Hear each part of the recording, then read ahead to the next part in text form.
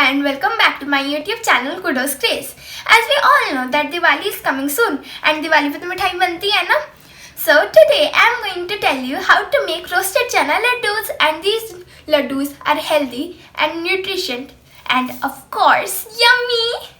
And I am sure you all Kudoz will love it. So let's go to the kitchen.